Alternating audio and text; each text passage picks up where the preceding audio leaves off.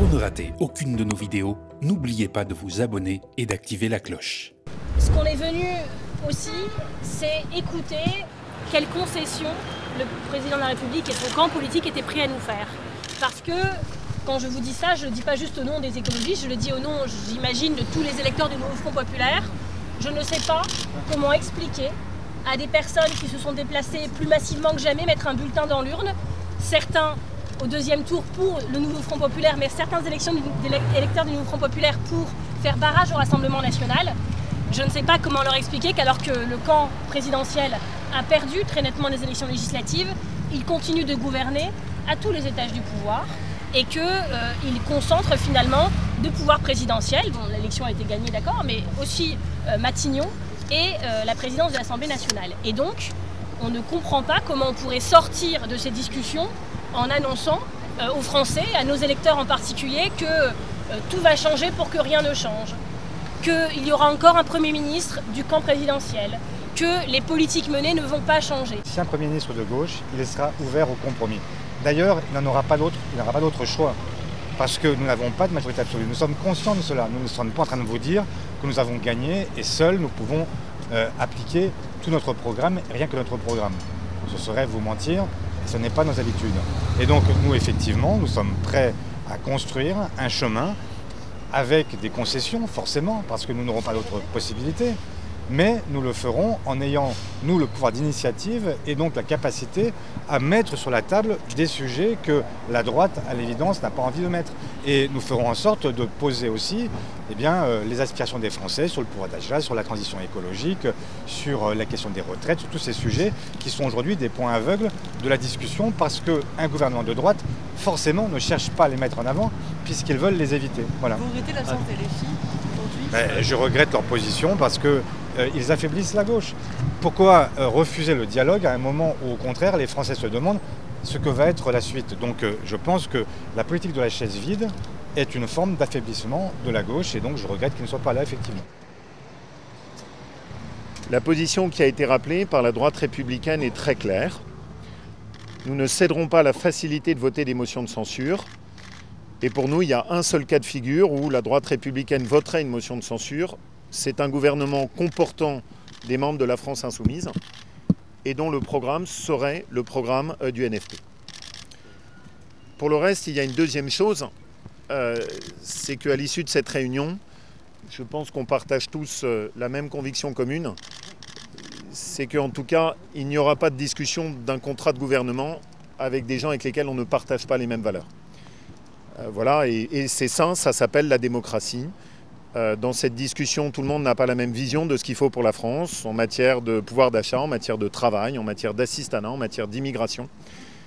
Et donc autant j'espère qu'il peut y avoir un accord pour au moins ne pas faire tomber un gouvernement, autant nous ne croyons pas à la possibilité de discuter un contrat de gouvernement avec des gens qui ne partagent pas la même vision de ce qu'il faut faire pour la France. Qui permettent à un gouvernement de gouverner et tout à la fois, alors avec plusieurs possibilités.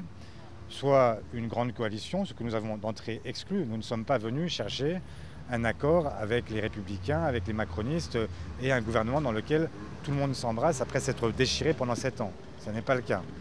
Nous avons, nous, demandé à ce qu'il y ait une méthode nouvelle qui fasse place et droit au Parlement. Et donc, nous avons resuggéré le fait qu'il y ait un échange de bons procédés, que le gouvernement renonce au 49.3 et donc renonce à tout passage en force et en échange de quoi les oppositions renonceraient à une motion de censure. Sur cette idée simple, nous avons le sentiment que les choses ont plutôt avancé. Ça a été repris par Horizon, ça a été repris par le MoDem, ça a été évidemment repris par l'ensemble de la gauche et donc il y a peut-être là une piste d'atterrissage pour une méthode nouvelle qui permettrait au Parlement de retrouver tous ses droits et permettrait aussi de rechercher à la loyale des compromis, ce qui serait une grande nouveauté. De façon consubstantielle à la motion de censure, était la revendication de l'exercice par la gauche des responsabilités. C'est la raison pour laquelle nous avons réaffirmé que le changement devait s'incarner dans un Premier ministre de gauche ouvert au compromis.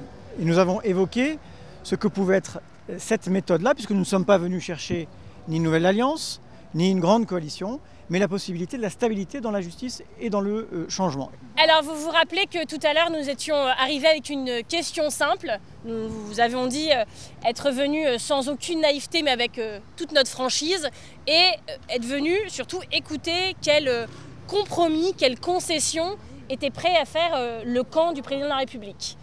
Et je sors en vous disant aucune. Aucun compromis, aucune concession. Je ne vous dis pas que nous n'avons pas discuté. Beaucoup ont commencé d'ailleurs par dire qu'ils n'avaient pas de ligne rouge, mais plus la réunion avançait, plus ils formulaient des choses qui, sans les appeler lignes rouges, y ressemblaient quand même beaucoup.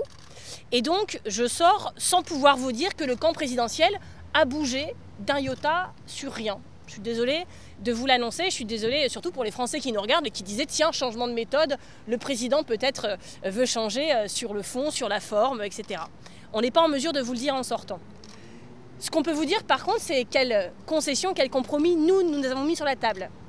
Et on est fiers de vous le dire parce qu'on pense que c'est quelque chose qui va intéresser les Français. On n'a pas parlé aujourd'hui de programme. Je ne vais pas vous refaire tout notre programme. Vous savez quelles valeurs nous tenons, quelles causes nous défendons et quelles personnes nous voulons aider davantage. Mais on a posé un geste fort, celui si nous étions nommés, parce que oui, les socialistes, les communistes et les écologistes ont énormément insisté sur le fait qu'en termes de récit, en termes de légitimité démocratique, en termes de reconnaissance du résultat des élections, il fallait nommer un Premier ministre issu des rangs de la gauche ou des écologistes dans la lignée du nouveau Front populaire. Ça nous paraissait assez indispensable et nous l'avons défendu à maintes reprises. Mais nous nous sommes engagés, si nous étions nommés, à ne pas utiliser le 49.3. Quand on dit ça, on voit bien que c'est un exercice de reconnaissance finalement de la démocratie parlementaire. Ça veut dire aussi que ça nous oblige. Parce que si on n'a pas recours au 49.3, mécaniquement, on est obligé de travailler en équipe à l'Assemblée nationale. Dès janvier, il faudra un nouveau budget. Il faudra un budget 2025 avec des nouvelles orientations politiques. Et donc on ne peut pas se permettre de procrastiner, on ne peut pas se permettre l'immobilisme. Et nous ne sommes pas dupes que depuis plusieurs jours, le président de la République cherche à gagner du temps. Il cherche à gagner du temps et à éviter finalement de nouveau disparaître du jeu politique. Cela n'est plus possible.